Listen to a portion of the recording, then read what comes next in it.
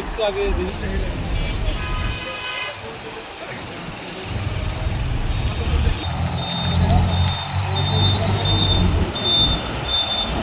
সাময়িকভাবে ইউটার্নটা অফ করছি এবং আমাদের সামনে সদর দক্ষিণে আরেকটা ইউটার্ন আছে। আমাদের একটু কষ্ট করে একটু 2-3 কিলো দূরে গিয়ে ইউটার্নটা নিয়ে আসতে হবে।